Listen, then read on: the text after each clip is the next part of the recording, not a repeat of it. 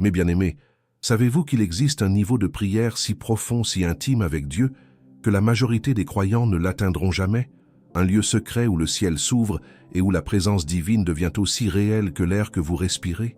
Frères et sœurs en Christ, je vous le dis avec toute la tendresse de mon cœur, la prière n'est pas simplement une récitation de mots, une liste de demandes que nous présentons machinalement à notre Père céleste. Non, mes amis, la prière est bien plus qu'un simple exercice religieux que nous accomplissons par habitude ou par obligation. C'est une échelle spirituelle, un voyage sacré qui commence dans la poussière de notre humanité et s'élève jusqu'aux portes mêmes du trône de Dieu.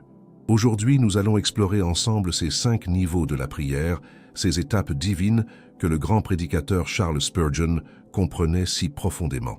Spurgeon, cet homme de Dieu qui passait des heures à genoux, nous a enseigné que la prière n'est pas une destination, mais un chemin que beaucoup commencent, que plusieurs parcourent à moitié, mais que bien peu achèvent jusqu'à son terme glorieux.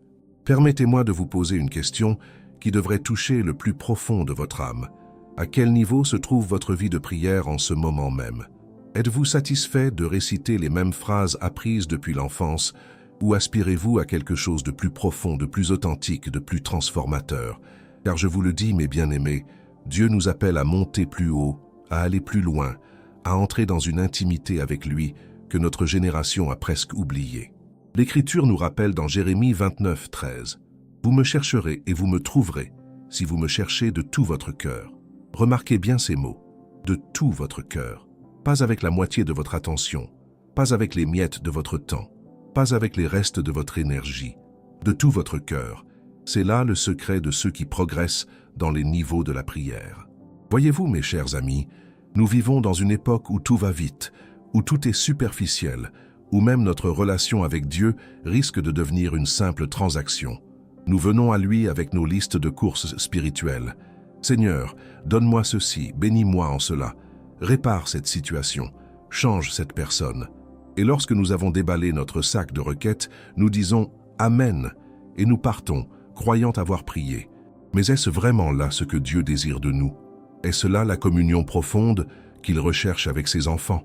Spurgeon disait avec justesse que la prière sans le cœur est comme un corps sans âme, une forme vide qui ne peut ni plaire à Dieu, ni transformer celui qui prie. Ces paroles résonnent encore aujourd'hui avec une force prophétique. Pensez un instant à la femme atteinte d'une perte de sang dans l'évangile de Marc. Elle aurait pu simplement crier vers Jésus de loin, formuler une requête polie, demander poliment une guérison. Mais non, mes amis, elle s'est frayé un chemin à travers la foule, déterminée à toucher ne serait-ce que le bord du vêtement du maître. Elle n'a pas voulu une prière à distance, une relation superficielle. Elle voulait le contact, la proximité, l'intimité. Et c'est cette foi profonde, cette détermination passionnée qui a libéré la puissance de Dieu dans sa vie. C'est exactement ce que représentent ces 5 niveaux de la prière. Chaque niveau nous rapproche davantage de Dieu, nous transforme plus profondément, nous rend plus semblables à Christ. Et pourtant, la tragédie de notre temps est que 90% des chrétiens restent bloqués dans les premiers niveaux, répétant les mêmes prières mécaniques, vivant une foi tiède, sans jamais goûter à la profondeur glorieuse que Dieu leur offre. Mais pourquoi, me direz-vous? Pourquoi si peu atteignent-ils le 5e niveau? Ce n'est pas parce que Dieu le leur interdit, mes bien-aimés. Ce n'est pas parce qu'ils manquent d'intelligence ou de capacité. Non, c'est parce que monter dans les niveaux de la prière exige quelque chose que notre nature charnelle déteste, le renoncement à soi-même, la persévérance, la discipline spirituelle et surtout la faim authentique de Dieu plutôt que de ses bénédictions. Comme l'a dit Jésus dans Matthieu 7,7, « Demandez et l'on vous donnera, cherchez et vous trouverez, frappez et l'on vous ouvrira. » Voyez-vous la progression ici? Demandez, cherchez, frappez. Ce n'est pas 3 façons différentes de dire la même chose. C'est une intensification, une montée en puissance de notre engagement dans la prière. Beaucoup demandent, certains cherchent, mais combien frappent réellement jusqu'à ce que la porte s'ouvre? Si votre cœur brûle en ce moment même, si vous sentez un désir sain de ne plus vous contenter d'une vie de prière ordinaire, alors restez avec moi. Car ce que nous allons découvrir ensemble pourrait bien révolutionner votre marche avec Dieu. Ce n'est pas une formule magique, ce n'est pas une technique humaine. C'est simplement la vérité biblique que Dieu a toujours voulu pour ses enfants. mais que si peu ont eu le courage de saisir. Si cette parole touche votre cœur, abonnez-vous à cette chaîne pour ne manquer aucun enseignement qui pourrait transformer votre vie spirituelle. Et si vous désirez aller encore plus loin dans votre intimité avec Dieu, nous avons préparé un e-book puissant intitulé « 21 jours pour restaurer votre intimité avec Dieu ». Vous trouverez le lien dans le premier commentaire épinglé. Ce n'est pas simplement un livre, mes amis, c'est un compagnon de voyage pour ceux qui refusent de rester où ils sont spirituellement. Le premier niveau de la prière, mes bien-aimés, c'est ce que j'appelle la prière de demande égocentrique. C'est le niveau où se trouve la majorité des croyants. Et je ne dis pas cela pour les condamner, mais pour les éveiller à une réalité spirituelle qu'ils doivent comprendre. À ce niveau, notre prière tourne entièrement autour de nous-mêmes, de nos besoins, de nos désirs, de nos problèmes. Nous venons à Dieu comme un enfant vient à ses parents uniquement quand il a besoin de quelque chose. Écoutez bien ce que je vous dis. Il n'y a rien de mal à présenter nos besoins à Dieu. L'Écriture elle-même nous y encourage. Philippiens 4:6 nous dit « Ne vous inquiétez de rien, mais en toute chose faites connaître vos besoins à Dieu par des prières et des supplications, avec des actions de grâce. » Mais remarquez les derniers mots, avec des actions de grâce. La gratitude doit accompagner nos demandes, sinon nous ne sommes que des mendiants spirituels sans reconnaissance. Le problème avec ce premier niveau, voyez-vous, c'est qu'il transforme Dieu en distributeur automatique céleste. Nous insérons notre prière comme une pièce de monnaie, nous appuyons sur le bouton de nos désirs et nous attendons que la bénédiction tombe. Si elle ne vient pas rapidement, nous secouons la machine avec impatience, nous nous plaignons ou pire encore, nous abandonnons complètement la prière en concluant que Dieu ne nous écoute pas. Combien de fois ai-je entendu des croyants dire « J'ai prié pendant une semaine et rien ne s'est passé ». Une semaine. Mes amis, une semaine dans l'éternité de Dieu n'est qu'un battement de cils. Nous vivons dans une génération de gratification instantanée, où même notre foi est devenue impatiente. Nous voulons des réponses maintenant, des miracles aujourd'hui, des bénédictions immédiatement. Mais Dieu n'est pas pressé, car il travaille selon son calendrier éternel, pas selon notre agenda terrestre. À ce premier niveau, notre vocabulaire de prière ressemble souvent à ceci. « Seigneur, donne-moi un emploi. Seigneur, guéris ma maladie. Seigneur, arrange mes finances. Seigneur, change mon conjoint. Seigneur, bénis mes enfants. » Toutes ces requêtes sont légitimes, je vous l'accorde. Mais si c'est tout ce que contient votre vie de prière, alors vous êtes encore au niveau le plus élémentaire, le plus superficiel de la communion avec Dieu. Pensez à la parabole du fils prodigue dans Luc 15. Ce jeune homme est venu à son père uniquement pour réclamer son héritage. Il ne voulait pas la relation, il ne voulait pas la communion, il ne voulait pas la présence de son père. Il voulait simplement les biens, les bénédictions, les avantages. Et que s'est-il passé? Il a gaspillé tout ce qu'il avait reçu, parce que les bénédictions sans la relation avec celui qui bénit finissent toujours par nous détruire. Beaucoup de chrétiens aujourd'hui sont comme ce fils prodigue dans leur vie de prière. Ils viennent au Père uniquement pour recevoir, jamais pour donner. Ils veulent les cadeaux de Dieu sans Dieu lui-même. Ils désirent ses mains bénissantes mais fuient son visage scrutateur. C'est une tragédie spirituelle de notre époque, mes bien-aimés, et elle explique pourquoi tant de croyants vivent dans la sécheresse spirituelle malgré leurs prières quotidiennes. Mais écoutez-moi bien, Dieu, dans sa miséricorde infinie, répond parfois même à ses prières égocentriques. Savez-vous pourquoi? Parce qu'il nous aime comme un père aime ses enfants immatures. Il sait que nous devons commencer quelque part. Il comprend notre faiblesse, notre égoïsme naturel. Alors il nous donne ce que nous demandons, espérant que ces bénédictions nous conduiront à chercher le bénisseur lui-même.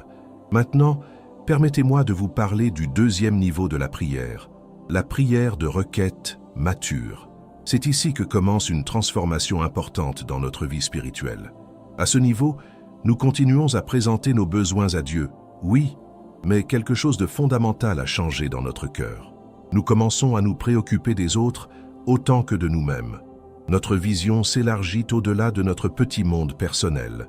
Jacques 5,16 nous enseigne. « Confessez donc vos péchés les uns aux autres, et priez les uns pour les autres, afin que vous soyez guéris. » La prière fervente du juste a une grande efficacité.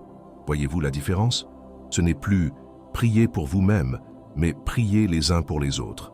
C'est un passage de l'égocentrisme à l'amour authentique, de la prière égoïste à la prière intercessive. À ce deuxième niveau, votre temps de prière se remplit de noms. Votre famille, vos frères et sœurs en Christ, vos voisins non sauvés, les malades, les affligés, les perdus. Vous commencez à porter les fardeaux des autres devant le trône de la grâce. Vous pleurez pour ceux qui pleurent. Vous vous réjouissez avec ceux qui se réjouissent. Votre cœur se dilate. Votre vision s'étend. Votre amour grandit. C'est un niveau magnifique, mes amis, et beaucoup de chrétiens sincères s'y établissent confortablement. Ils prient fidèlement pour leur Église, pour les missionnaires, pour les autorités, pour les nations. C'est louable, c'est biblique, c'est nécessaire, mais ce n'est toujours pas le sommet que Dieu désire pour nous. Car même à ce niveau, nous restons encore dans le domaine des demandes, des requêtes, des supplications. Nous parlons toujours à Dieu de ce que nous voulons qu'il fasse, même si c'est maintenant pour les autres et pas seulement pour nous. Pourtant, regardez l'exemple de Moïse dans Exode 32, lorsqu'Israël a péché avec le veau d'or. Moïse n'a pas simplement demandé à Dieu de pardonner le peuple. Non, il est allé beaucoup plus loin. Il a dit « Pardonne maintenant leurs péchés, sinon efface-moi de ton livre que tu as écrit. » Quelle intercession puissante! Moïse était prêt à sacrifier son propre salut pour sauver son peuple. Voilà la prière d'intercession à son plus haut niveau, une prière qui transcende l'intérêt personnel pour embrasser l'amour sacrificiel. C'est cette même passion que Paul exprimait dans Romains 9:3 quand il déclarait « Car je voudrais moi-même être anathème et séparé de Christ pour mes frères. » Pouvez-vous imaginer un tel amour? Être prêt à être maudit, séparé de Christ, si cela pouvait sauver vos frères? C'est là que l'intercession atteint des sommets que peu connaissent, parce que cela exige un niveau de renoncement à soi-même qui terrifie notre nature charnelle. La différence entre le premier et le deuxième niveau n'est donc pas simplement une question de pour qui nous prions, mais de pourquoi nous prions. Au premier niveau, nous prions parce que nous avons besoin de quelque chose. Au deuxième niveau, nous prions parce que nous aimons quelqu'un. C'est le passage de la nécessité à l'amour, de l'urgence personnelle à la compassion authentique. Maintenant, mes bien-aimés, nous arrivons au troisième niveau de la prière, et c'est ici que les choses deviennent véritablement transformatrices. C'est le niveau de l'adoration pure, de la louange désintéressée, où nous venons enfin à Dieu non pas pour ce qu'il peut faire, mais pour qui il est. C'est la prière qui monte vers le ciel sans aucune liste de requêtes, sans aucun agenda caché, sans aucune attente de recevoir quoi que ce soit en retour. Imaginez un instant que vous aimiez quelqu'un profondément, et que cette personne ne vienne vous voir que lorsqu'elle a besoin de quelque chose. Jamais juste pour être avec vous, jamais simplement pour vous dire combien elle vous apprécie, jamais uniquement pour jouir de votre présence. Comment vous sentiriez-vous? Blessé, n'est-ce pas? Utilisé peut-être? C'est exactement ce que nous faisons à Dieu quand notre prière n'est qu'une liste de demandes sans jamais être une expression d'amour pur. Le psaume 103 nous donne un exemple magnifique de ce troisième niveau. « Mon âme bénit l'Éternel, que tout ce qui est en moi bénisse son saint nom. » David ne demande rien ici. Il ne supplie pas, il ne réclame pas, il n'intercède même pas pour les autres. Il adore simplement. Il magnifie Dieu pour sa bonté, sa fidélité, sa miséricorde, sa grandeur. C'est la prière qui jaillit d'un cœur débordant d'amour, pas d'un cœur affamé de bénédiction. Voyez-vous, mes amis, l'adoration change fondamentalement notre perspective. Quand nous adorons Dieu pour qui il est, nos problèmes rapetissent soudainement. Non pas parce qu'ils disparaissent, mais parce que Dieu grandit dans notre vision. Un Dieu immense rend nos montagnes semblables à des fourmilières. C'est pourquoi ceux qui passent du temps dans l'adoration pure traversent souvent les tempêtes de la vie avec une paix que les autres ne peuvent pas comprendre. Pensez aux 3 jeunes Hébreux dans le livre de Daniel, face à la fournaise ardente. Avant même d'être délivrés, avant même que Dieu n'intervienne miraculeusement, ils adoraient. Ils ont déclaré au roi « Notre Dieu que nous servons peut nous délivrer de la fournaise ardente, et il nous délivrera de ta main, ô roi. Sinon, sache, ô roi, que nous ne servirons pas tes dieux. » Remarquez cette foi extraordinaire. Même si Dieu ne nous délivre pas, nous l'adorons quand même. Voilà l'adoration au 3e niveau. C'est exactement ce que Job a démontré dans sa terrible épreuve. Après avoir perdu ses enfants, ses biens, sa santé, que fait-il?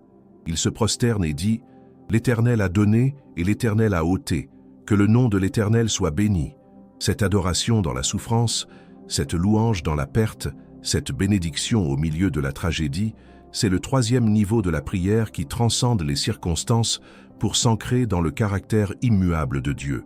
Mais permettez-moi de vous dire quelque chose d'important, mes bien-aimés. Ce niveau d'adoration ne se développe pas du jour au lendemain. C'est le fruit d'une relation cultivée, d'une intimité construite pierre par pierre, prière après prière. Vous ne pouvez pas adorer profondément un Dieu que vous connaissez superficiellement. Plus vous le connaissez, plus vous l'adorez. Plus vous l'adorez, plus vous le connaissez. C'est un cercle vertueux qui élève votre âme toujours plus haut.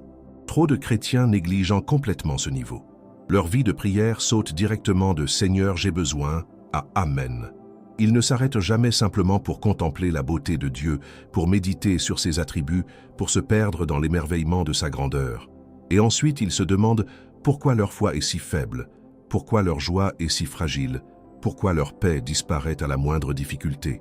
L'adoration, voyez-vous, construit en nous une fondation spirituelle inébranlable. Quand vous avez passé des heures à adorer Dieu pour sa fidélité, comment pourriez-vous douter de lui quand vient l'épreuve? Quand vous avez magnifié sa puissance encore et encore, comment pourriez-vous croire qu'un problème est trop grand pour lui? L'adoration ne change pas Dieu, mes amis. Elle nous change nous. Elle réaligne notre cœur, recalibre notre perspective, restaure notre confiance. Maintenant, écoutez attentivement, car nous approchons des niveaux que très peu atteignent. Le quatrième niveau de la prière, c'est la prière de communion silencieuse, de présence pure. C'est quand les mots deviennent insuffisants, quand même l'adoration verbale semble trop bruyante. C'est le niveau où vous vous asseyez simplement en présence de Dieu, comme Marie aux pieds de Jésus, sans rien dire, sans rien demander, juste être. Dans notre monde obsédé par les mots, par le bruit, par l'action constante, ce niveau paraît étrange, voire inutile. Quoi, diront certains, rester assis là sans rien dire? Quelle perte de temps! Mais, oh mes bien-aimés, ceux qui ont goûté à cette communion silencieuse savent qu'elle est plus précieuse que des milliers de prières éloquentes. C'est là que Dieu parle à l'âme dans un langage que les oreilles ne peuvent pas entendre, mais que le cœur comprend parfaitement. Le psaume 46, 10 nous commande « Arrêtez et sachez que je suis Dieu ». Remarquez l'ordre. D'abord arrêter, ensuite savoir. Nous ne pouvons pas vraiment connaître Dieu dans l'agitation constante. Nous devons nous arrêter, cesser nos activités frénétiques, faire taire le vacarme de nos pensées anxieuses. Et dans ce silence, dans cette immobilité, quelque chose de profond se passe. Dieu nous rencontre d'une manière que l'activité ne permet jamais. Pensez au prophète Élie, dans 1 Roi 19. Dieu n'était pas dans le vent violent qui déchirait les montagnes. Il n'était pas dans le tremblement de terre. Il n'était pas dans le feu. Mais après tout ce tumulte, il y eut un murmure doux et léger. Et c'est là qu'Élie entendit la voix de Dieu. Combien de fois manquons-nous la voix de Dieu parce que nous sommes trop occupés, trop bruyants, trop agités pour entendre son murmure? Ce quatrième niveau exige quelque chose que notre génération a presque perdu. La discipline de la solitude, la capacité de rester seul avec Dieu sans distraction. Pas de téléphone, pas de musique, pas de liste de prières écrites. Juste vous et Dieu. C'est terrifiant pour beaucoup, parce que dans le silence, nous devons affronter nous-mêmes, nos péchés cachés, nos motivations réelles, nos idoles secrètes. Mais c'est précisément dans ce silence que Dieu fait son œuvre la plus profonde de transformation. Certains des plus grands saints de l'histoire ont passé des heures, parfois des jours entiers, dans cette communion silencieuse. Ils n'étaient pas inactifs, mes amis. Au contraire, ils travaillaient au niveau le plus profond de l'âme, là où Dieu façonne notre caractère, renouvelle notre esprit et nous conforme à l'image de Christ. C'est un travail invisible aux yeux humains, mais dont les fruits sont indéniables. Et maintenant, mes bien-aimés, nous arrivons au sommet, au 5e niveau de la prière que 90% des chrétiens n'atteindront jamais. C'est le niveau de l'union parfaite avec la volonté de Dieu, où notre volonté se dissout complètement dans la sienne, où nous ne prions plus nos désirs, mais ses desseins, où notre cœur bat au rythme même du cœur de Dieu. C'est le niveau où Jésus lui-même a prié à Gethsémanée. Écoutez attentivement ces paroles de notre Seigneur dans Matthieu 26, 39. « Mon Père, s'il est possible, que cette coupe s'éloigne de moi. Toutefois, non pas ce que je veux, mais ce que tu veux. » Voyez-vous la progression même dans la prière de Jésus? Il commence par exprimer son désir humain, compréhensible, légitime. Personne ne veut souffrir, personne ne désire la croix. Mais ensuite vient cette soumission totale, cette capitulation sacrée. Non pas ce que je veux, mais ce que tu veux. C'est là le 5e niveau, mes amis. C'est la prière qui a tellement renoncé à elle-même qu'elle ne cherche plus à plier la volonté de Dieu vers nos désirs, mais à aligner nos désirs sur sa volonté parfaite. C'est dangereux à prêcher dans notre époque, je le sais, parce que nous avons été conditionnés à croire que Dieu existe pour réaliser nos rêves. Mais la vérité biblique, aussi inconfortable soit-elle, c'est que nous existons pour accomplir ses plans, pas l'inverse. À ce niveau ultime, la prière devient ce que Paul décrit dans Romains 8, 26-27. De même aussi, l'Esprit nous aide dans notre faiblesse, car nous ne savons pas ce qu'il nous convient de demander dans nos prières, mais l'Esprit lui-même intercède par des soupirs inexprimables. Et celui qui sonde les cœurs connaît quelle est la pensée de l'Esprit, parce que c'est selon Dieu qu'il intercède en faveur des saints. Comprenez-vous ce que cela signifie? À ce niveau, nous prions tellement en harmonie avec l'Esprit de Dieu que nos prières deviennent ses prières à travers nous. Ce n'est plus nous qui prions, mais Christ qui prie en nous. Nos lèvres bougent, mais ce sont ses mots. Notre cœur désire, mais ce sont ses désirs. Nous sommes devenus des instruments si parfaitement accordés à sa volonté que nous ne faisons plus qu'un avec lui dans la prière. Pourquoi si peu atteignent-ils ce niveau? Parce que cela exige la mort complète de notre ego, l'abandon total de notre agenda, le renoncement absolu à notre droit de contrôler notre vie. C'est facile de dire « que ta volonté soit faite » quand nous pensons que la volonté de Dieu correspond à nos désirs. Mais que se passe-t-il quand sa volonté nous demande de lâcher ce que nous chérissons le plus? Quand sa voie mène à travers la souffrance, le rejet, la perte. Abraham a atteint ce niveau quand Dieu lui a demandé de sacrifier Isaac. Tout en lui devait crier « non ». C'était son fils, son unique, celui qu'il aimait, l'enfant de la promesse. Pourtant, nous lisons dans Genèse 22 qu'Abraham s'est levé de bon matin et est parti accomplir ce que Dieu lui demandait. Pas de débat prolongé, pas de négociation, pas de tentative de convaincre Dieu de changer d'avis. Juste une obéissance silencieuse née d'une confiance totale en la bonté et la sagesse de Dieu. C'est cette même soumission que nous voyons chez Marie, la mère de Jésus, quand l'ange Gabriel lui annonce qu'elle portera le Fils de Dieu. Pensez à ce que cela signifiait pour une jeune vierge dans sa culture. La honte potentielle, le rejet de Joseph, les accusations de sa communauté. Et pourtant, que dit-elle dans Luc 1, 38 ? « Je suis la servante du Seigneur, qu'il me soit fait selon ta parole. » Pas de conditions, pas de garantie demandée, pas de négociation. Une acceptation pure et totale de la volonté de Dieu, quelles qu'en soient les conséquences. Mes bien-aimés, permettez-moi de vous dire quelque chose qui pourrait vous bouleverser. Dieu ne cherche pas notre confort, il cherche notre sainteté. Il ne promet pas une vie facile, il promet sa présence dans la difficulté. Et quand nous atteignons ce 5e niveau de prière, nous cessons de lui demander de rendre notre vie confortable et nous commençons à lui demander de nous rendre saints, même si cela passe par l'inconfort.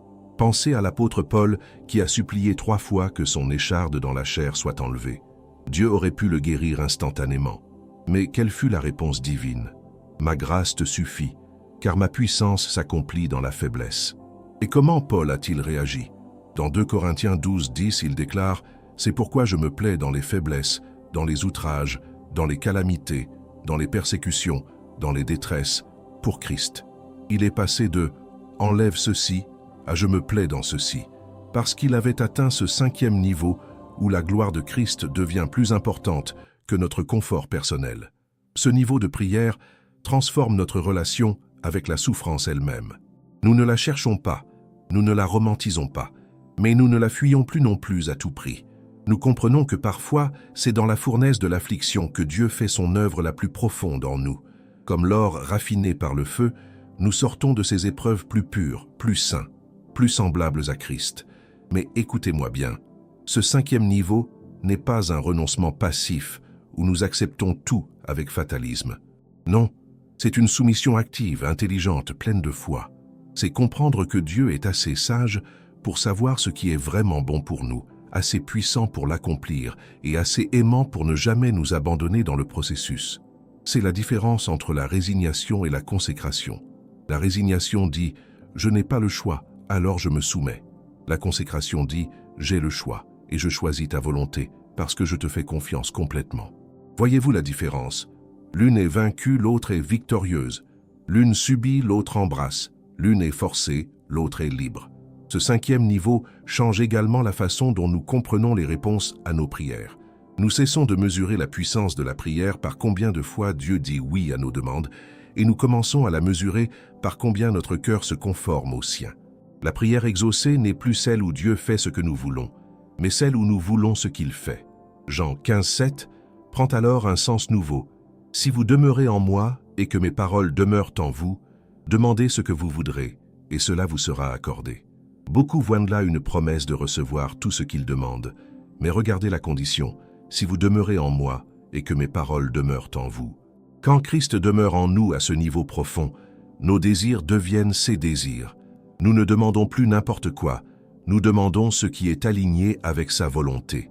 Et bien sûr que cela nous est accordé, parce que nous prions exactement ce que Dieu veut nous donner. À ce niveau, même notre façon de prier pour les autres change radicalement. Nous ne prions plus simplement pour que leurs circonstances changent, mais pour que leur caractère se transforme. Nous ne demandons plus juste que Dieu enlève leurs épreuves, mais qu'il les utilise pour les rendre plus saints. Nous voyons au-delà du temporel vers l'éternel, au-delà du confort vers la sanctification. Alors, mes bien-aimés, comment progresser à travers ces 5 niveaux? Comment passer de la prière égocentrique du 1er niveau à cette union divine du 5e? Permettez-moi de vous donner des clés pratiques, non pas comme des formules magiques, mais comme des principes spirituels éprouvés par des générations de saints qui ont marché avant nous sur ce chemin sacré. Premièrement, vous devez comprendre que la progression n'est pas linéaire ni automatique. Ce n'est pas comme gravir un escalier, où chaque marche vous emmène mécaniquement plus haut. Non, c'est plutôt comme apprendre à nager dans les profondeurs de Dieu. Vous pouvez passer des années au niveau 2, puis avoir une percée soudaine vers le niveau 4. Vous pouvez toucher brièvement le niveau 5 dans un moment de crise, puis vous retrouvez le lendemain à lutter au niveau 1. C'est un voyage, mes amis, pas une destination. La clé fondamentale pour progresser, c'est la faim. Pas une faim ordinaire, mais une faim spirituelle insatiable pour Dieu lui-même. Jésus a dit dans Matthieu 5,6 « Heureux ceux qui ont faim et soif de la justice, car ils seront rassasiés. » Remarquez qu'il ne parle pas de ceux qui ont un léger appétit ou une préférence polie. Il parle de faim et de soif, ces désirs si intenses qu'ils dominent toutes nos autres préoccupations. Si vous voulez progresser dans la prière, vous devez développer une faim dévorante pour la présence de Dieu. Cette faim ne vient pas naturellement, mes amis. Elle doit être cultivée, nourrie, protégée. Comment? En goûtant régulièrement à sa bonté. Le psaume 34, 9 nous dit « Sentez et voyez combien l'Éternel est bon. Plus vous goûtez à Dieu, plus vous avez faim de lui. C'est le seul banquet où plus vous mangez, plus vous avez faim. » Deuxièmement, vous devez accepter que la progression exige du temps et de la discipline. Notre génération veut tout instantanément.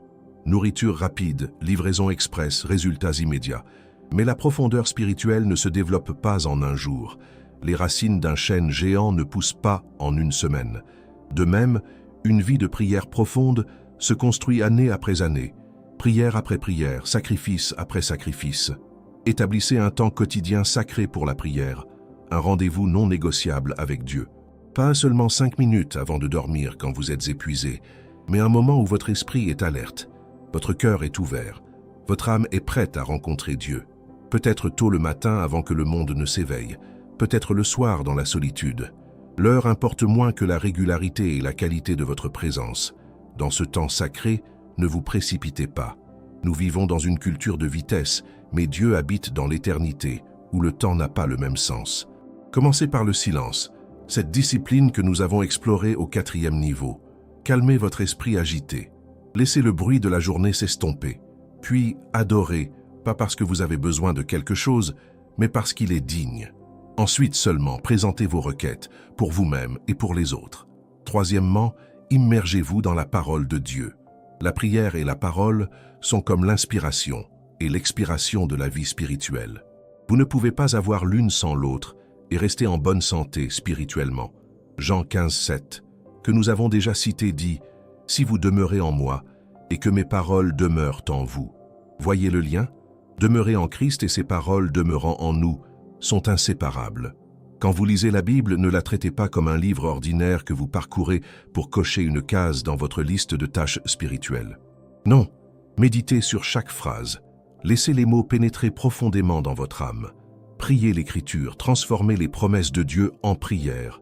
Utilisez ses propres paroles pour lui parler. Quand vous priez selon sa parole, vous priez selon sa volonté, et c'est ainsi que vous progressez vers les niveaux supérieurs. Quatrièmement, et ceci est crucial mes bien-aimés, vous devez être prêt à affronter et à vaincre votre péché. Le péché non confessé est comme un mur de béton entre vous et Dieu. Le psaume 66, 18 nous avertit « Si j'avais conçu l'iniquité dans mon cœur, le Seigneur ne m'aurait pas exaucé. » Vous ne pouvez pas vivre dans le péché délibéré et espérer progresser dans la prière. C'est impossible, c'est contradictoire. Cela ne signifie pas que vous devez être parfait avant de pouvoir prier. Si c'était le cas, personne ne pourrait jamais prier. Mais cela signifie que vous devez être honnête avec Dieu au sujet de vos luttes, sincère dans votre repentance, déterminé dans votre poursuite de la sainteté. Quand vous tombez, levez-vous rapidement. Confessez, repentez-vous, recevez le pardon et continuez à avancer. Ne laissez jamais la culpabilité vous paralyser au point d'abandonner la prière. Cinquièmement, entourez-vous de personnes qui prient. La foi est contagieuse, mes amis, mais la tiédeur spirituelle l'est aussi. Si vous passez tout votre temps avec des chrétiens tièdes, qui ne prient que des prières superficielles, vous resterez probablement à ce niveau. Mais si vous vous associez avec des hommes et des femmes de prière profonde, leur passion enflammera la vôtre. Cherchez des mentors spirituels, des frères et sœurs plus avancés dans la prière que vous. Demandez-leur de prier avec vous, apprenez d'eux, observez comment ils s'approchent de Dieu. L'apôtre Paul a dit dans 1 Corinthiens 11, 1 « Soyez mes imitateurs, comme je le suis moi-même de Christ. » Il n'y a aucune honte à imiter ceux qui marchent plus près de Dieu que nous. C'est ainsi que nous apprenons et grandissons. Sixièmement, attendez-vous à la résistance. L'ennemi de votre âme, le diable, ne veut absolument pas que vous progressiez dans la prière. Pourquoi? Parce qu'il sait qu'un chrétien qui prie est un chrétien dangereux pour son royaume de ténèbres. Il utilisera 1000 distractions, 1000 excuses, 1000 obstacles pour vous empêcher de prier. Le travail soudainement urgent, la fatigue inattendue, les interruptions constantes, tout cela n'est pas toujours un hasard. Mais écoutez ce que dit Jacques 4, 7. Soumettez-vous donc à Dieu, résistez au diable et il fuira loin de vous. Remarquez l'ordre. D'abord la soumission à Dieu, ensuite la résistance au diable. Quand votre vie de prière est établie sur la soumission à Dieu, vous avez l'autorité pour résister aux attaques de l'ennemi. Ne soyez pas surpris par la bataille, soyez préparés à la gagner.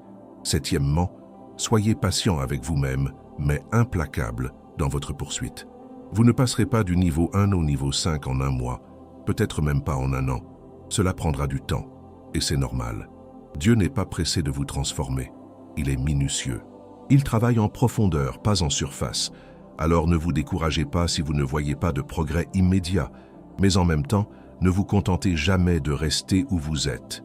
Ayez la sainte insatisfaction de Paul, qui disait dans Philippiens 3, 13, 14 « Je ne pense pas l'avoir saisi, mais je fais une chose, oubliant ce qui est en arrière et me portant vers ce qui est en avant, je cours vers le but pour remporter le prix de la vocation céleste de Dieu en Jésus-Christ. » Toujours en avant, toujours plus haut, toujours plus profond dans Dieu. Enfin, mes bien-aimés, comprenez que le but ultime de ces 5 niveaux n'est pas de devenir un virtuose de la prière ou de recevoir un badge spirituel d'honneur. Le but, c'est l'intimité avec Dieu. C'est de le connaître, pas simplement de connaître des choses sur lui. C'est de l'aimer avec tout votre être, pas seulement de l'utiliser comme un pourvoyeur céleste. C'est de devenir semblable à Christ, transformé de gloire en gloire par son esprit. Mes bien-aimés, nous voici arrivés au terme de ce voyage à travers les 5 niveaux de la prière. Je prie que ces paroles aient touché votre cœur, qu'elles aient allumé en vous une flamme sainte, un désir ardent d'aller plus profond dans votre communion avec Dieu. N'oubliez pas, 90% des chrétiens ne connaîtront jamais ce 5e niveau. Non pas parce que Dieu le leur refuse, mais parce qu'ils refusent de payer le prix de l'intimité divine. Je vous remercie du fond du cœur d'avoir écouté cet enseignement jusqu'au bout. Si cette parole a résonné dans votre âme, abonnez-vous à cette chaîne pour continuer ce voyage spirituel ensemble. Laissez un commentaire pour partager où vous vous trouvez dans ces niveaux de prière. Et surtout, mettez un like à cette vidéo pour qu'elle puisse toucher d'autres cœurs affamés de Dieu. Pour ceux qui désirent aller encore plus loin dans leur intimité avec le Seigneur, notre e-book « 21 jours pour restaurer votre intimité avec Dieu » vous attend dans le premier commentaire épinglé. C'est un compagnon précieux pour votre marche spirituelle. Continuez à regarder les prochains enseignements qui apparaîtront sur votre écran. Que Dieu vous bénisse et vous garde dans sa grâce.